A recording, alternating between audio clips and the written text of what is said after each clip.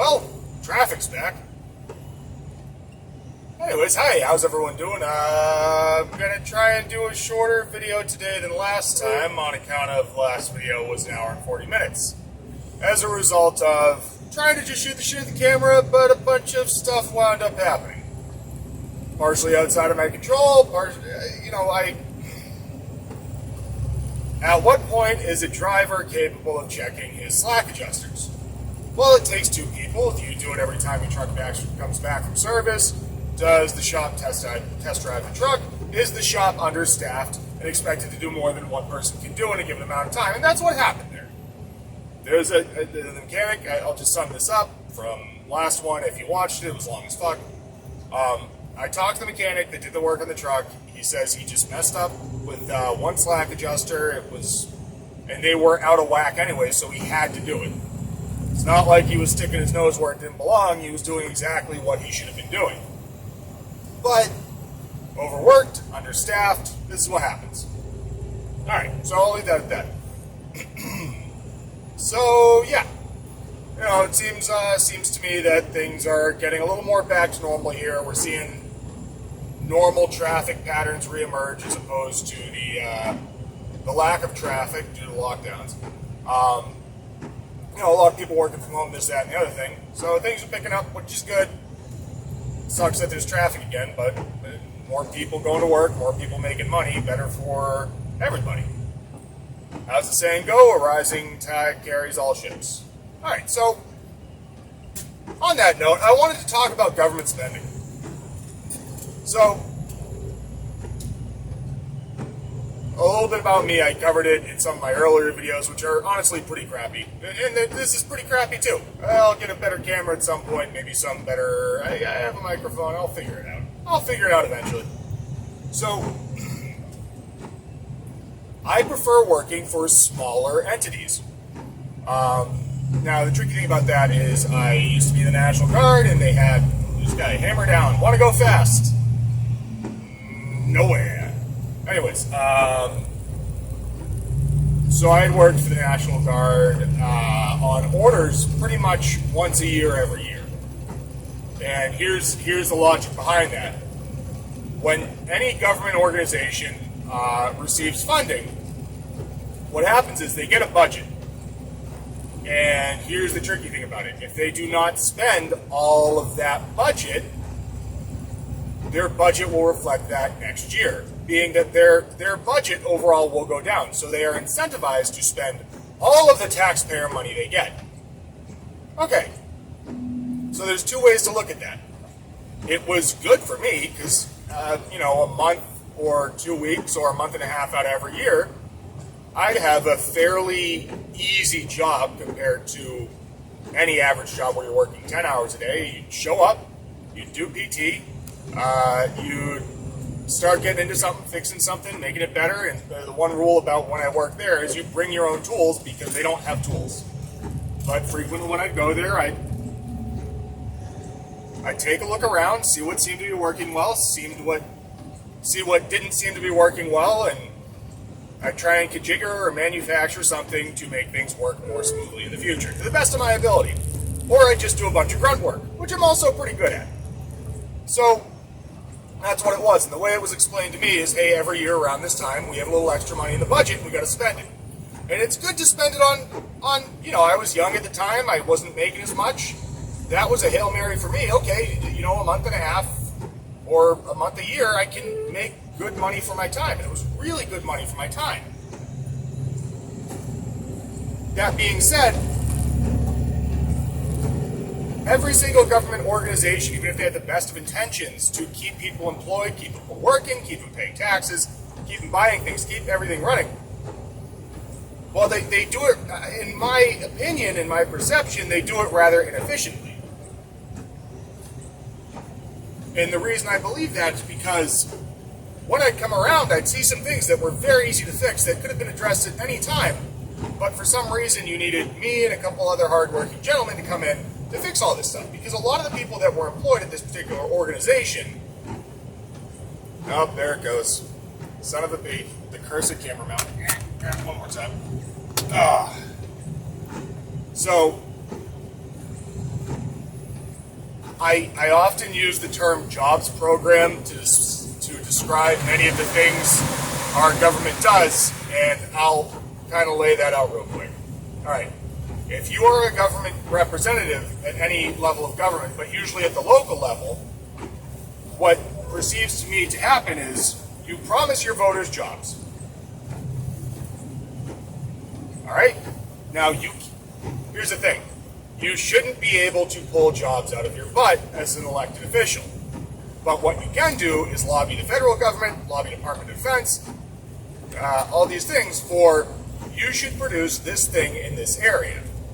That way I can say to my voters, I got them jobs. Well, that also happens at some level for service members. The way I understand it, there's tech jobs which don't have all the benefits, bells, and whistles of being a full-time employee of the National Guard, but it's still a job. And then there's the AGR, ADOS stuff, which is basically like, once you're in there, you're in like Flint. You might as well be a union guy. You make all the friends, you have a job for however long you don't step on anyone's toes, and that's, oh, darn it. One more time. Okay. You have a job for however long you are capable of playing politics and reading people's emotions and what they don't say. And I think I touched on why I didn't get picked up full time. Well, I put my foot in my mouth, which I have a habit of doing. I spoke to a non-commissioned officer like I would a fellow soldier, because I think that's fair and honest. Hey, what are you doing? That's dangerous. You're going to break something. Just chose the wrong words to say it. I was subsequently hauled to the office and told by the ranking NCO there that I was scaring his NCOs, which, well, there's a difference between a non-commissioned officer and a sergeant. Just say that right there. There's a difference between a non-commissioned officer and a sergeant. Alright, so, and that's the thing, is a lot of the kids that work there, they've never really been in the workforce. In the sense that, okay, so you worked at a movie theater, or you worked in retail. Have you ever worked with your hands? Have you ever worked a 10 or 12 hour day where you really got your hands dirty and got the sweat? Well, you've done it in basic and boot camp, alright, so, but for how long? Right, 9 weeks? Then you went to AIT where, okay, you weren't allowed to leave post or do anything fun, but also, like, what do you have to do, march? So, it's just, when you... soldiers can be good at working, they can also be really, really good at shamming. The phrase, baffle them with bullshit, comes to mind, right? So, here's my problem with it, is I never should have had to come in there to begin with. If they had trained it, oh, damn it. One of these days, I will fix this. Last try. Stay.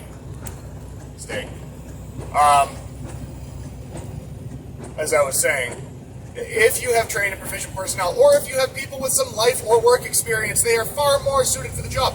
But if you're giving a young person a job, because I don't know why they couldn't. Oh, you son of a! Oh my God, distracted driver, dude, I got it. It's gonna be okay. I can flip a little mount without even looking at it. It's not rocket surgery. All right. So yeah, I feel two ways about this. Like, I'm glad they had work, but oh no. So I'll tell a story my friend told me. So basically what he said was, he had worked for a school district doing IT stuff. And he had got in there with the mindset he's going to do a good job and make things better. Totally get that. Totally on board with that. Love it. Good. Good. Make it better. But what happens when you run into barriers to that? Well, you've got people that have worked there a long time, and there's... So we kind of talked about, all right, so if you have to work the overtime to make your money, I totally get that. But is the overtime you're doing actually productive, or are you dragging your feet to get the overtime? Here's the difference, right? If I work 10 hours a day at my job, I am working all 10 hours. Right? I am productive for those 10 hours. If I work 8 hours, I am productive for all those 8 hours. I kind of have the choice, but really what it is I will I will be at work so long as I am productive. As opposed to the opposite, where are you at work for 10 or 12 hours, and are for 6 of those hours you pretending to work, right? And I think this happens both in government organizations and any business that's sufficiently large enough to get the inherent bloat. And so I would say the problem is bloat more so than just being a government organization, because any government organization is sufficiently large that what do you call it? Like game theoretics, right? Where any system that's sufficiently complex will be exploited, right? Okay, so welfare, anything that's sufficiently complicated will be exploited. Politicians, like who wins the elections? Oh, the people that win the elections are the people that smear their opponents and lie and say one thing then do another. It's just a general thing that puts a hair across my ass, because I prefer we had more honest, hardworking people that weren't milking the taxpayer. So he worked in this place, and he came to observe that, okay, so we've got this thing we need to do it every year, and I'm looking at it and I'm like, oh, this should take about 48 hours. That's what he said about that. But the people he worked with were like, nope, it's going to take 2 weeks. It takes 2 weeks to do all this. I don't know what they were doing, whether they were formatting laptops or whatever, or updating software. Who knows? It's IT. You can do a lot of things. But you can also baffle them with bullshit. Talk to the manager. Oh, well, this system is subroutine, and there's firewall software, and we gotta scuzzy up the RAM and the hard drive. That way, it all works and functions nice and dandy. Okay, well, that's all bullshit. We all know that. There are no. Okay. Oh no. Stay. All right. So, yeah, and if anyone here was a chemical soldier, I mean, they teach you that in AIT. It's you read a book. You read a book when somebody asks you a question. You're basically like a warrant officer that doesn't get paid. That being said, if you are in a chemical unit, you will actually do your job, and you will not only do your job, you will do other jobs. You must operate vehicles, you must do the surf pub, and you gotta learn, you gotta wear a lot of hats. And that's what I did like about it. And realistically, the only reason I got out was, number one, they didn't let me train soldiers so often as I used to on the infantry stuff, because I was never infantry, but I had a pretty good understanding of it. What's your five S's? Search, silence, segregate, safeguard, speed of the rear, principles of patrolling, planning, recon, security, control, common sense. It's all the real basic stuff. Your weapon systems and how they work, and what's the difference between an open bolt and a closed bolt weapon system? What's the effective range of a Mark 19 belt-fed recoil operated grenade machine gun? 3,600 meters for an area target. It's pretty cool stuff. I like it. I like Battle Drill 1 Alpha, and to this day I can probably teach it off the back of my hand, or teach you how to set up an ORP observation round point, or a patrol base. It's all this stuff. It's a lot of, I like it. I've ingrained it into my brain. I forgot some Pokemon stuff to get it in there. Talk about shoehorning knowledge. But, I'm a little weird in the sense that even through kindergarten and into high school, middle school and elementary school, I had trouble remembering the differences between the color pink and purple, and that was not for colorblind reasons. It's because I didn't think they were important, because they were girl colors. So, that's me. If I think something's important, I'm pretty good at remembering it. Alright, but I use a lot of heuristics in my thinking. So maybe I spoke too fast there, and maybe I glazed over long and stuff, but here's my point. Basically what happened with his scenario is he had come up with a plan to run things more efficiently, and that plan was torpedoed in favor of overtime for the staff. Well, you need your overtime, and perhaps what you should do instead is make the wage more suited to the job and its labor. How specialized is your skill? And I mean, here's the nasty one, which I don't like, is how often things are outsourced. There's some nuance here, right? If you're outsourcing everything, the problem is when you outsource something, you might pay more for it in the long term, in the sense that if you're outsourcing, you're doing it for billable hours. So you see that when we got some new software program, and it's full of flaws with my current work now. It's a freaking mess. Now, how much of that is intentional on the part of the software designers, so that when they move over into IT support, they have job security. Job security. Job security. Never do a job too well, because then you won't have to come back and do it again. Grown. Alright, going off on a tangent, but here's my point. It's good if you're giving young kids a decent income, because young kids, they like to spend money, they like to keep the economy going. That being said, you're doing it at the expense of the taxpayer, taking money out of the economy and redistributing it to kids that should honestly get a real job. Get a real job! Get a real job. Get a real job so that when you go to work for the bells and whistles organization, alphabet soup thing, that you sit in an office and fix gear and maintain stuff, that you actually know how to fix gear and maintain stuff, not just from opening up a book and flipping through and doing this and that, but you have some kind of sufficient organizational skills in your own mind that you can do it without, overbearing leadership. You can just do your job. And your job might stink, but it might pay well because you need capable people to do it.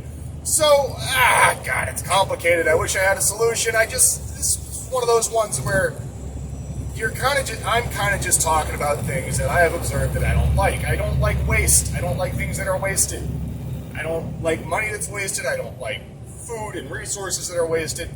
Chalk it up to the fact that I was raised by a member of the greatest generation who grew up during the Great Depression and then served in a war flying in bombers. Well, he was a flight engineer flying in bombers that were often targeted by enemy flak. And right, so when you're taught by someone like that, your general moral values are that different of the population, where the general population has their own best interest in mind, or do you have the best interest of everyone in mind? And that being said, they don't need to be two different things.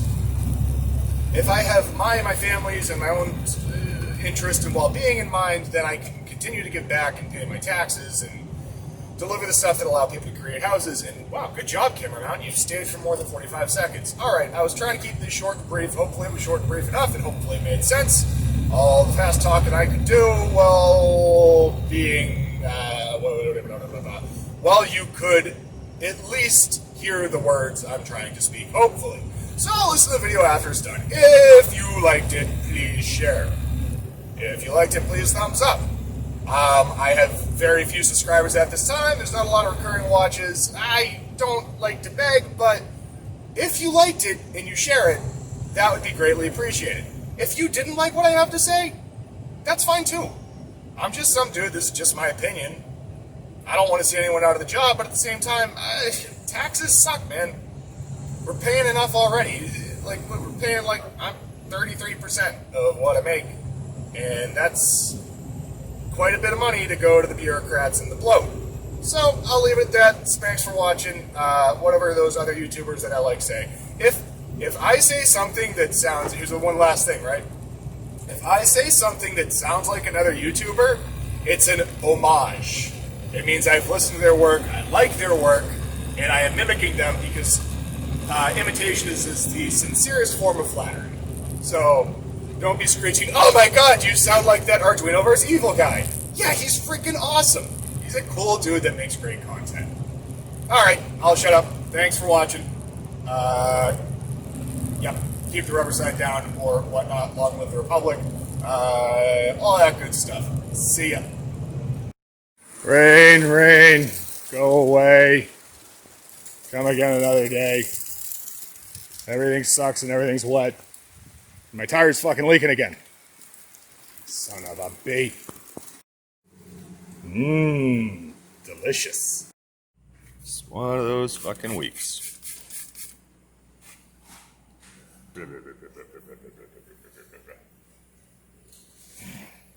Son of a bee. I wonder where the leak is on this tire. Found it. Moment of truth.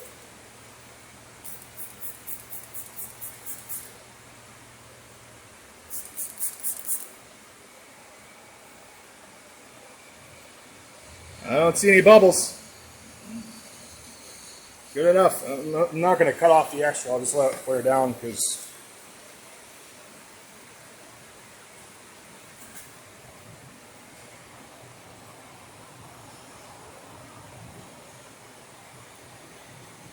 no, not bubbling.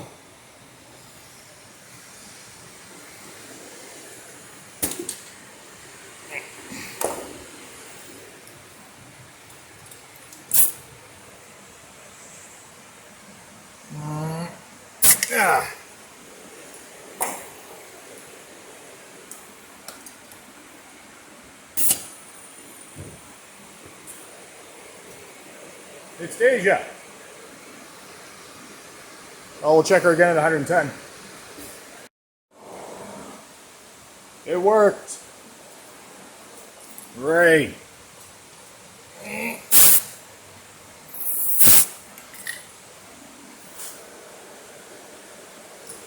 Bob's your auntie. It's always the little things I find entertaining.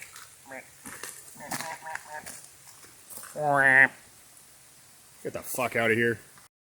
Yeah,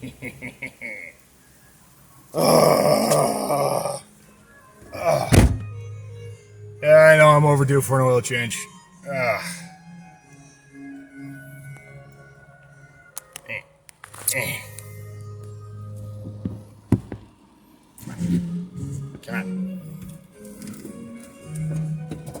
Oh no, copyright.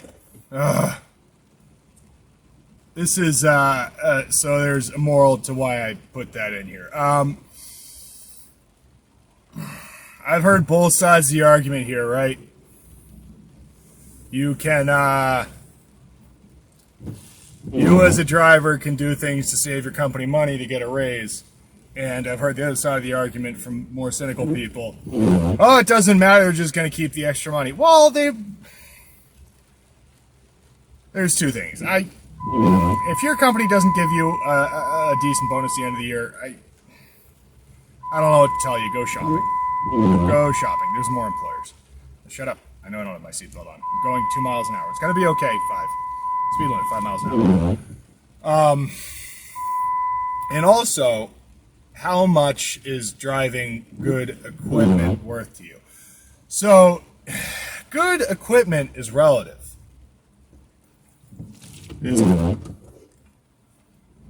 So good equipment being relative, if I have a newer, nicer truck, then employers that my employer competes with, that's good enough for me. And from what I've seen of the other equipment operated around here, and I got pulled in DOT one day going into the Pike Tunnel by Logan.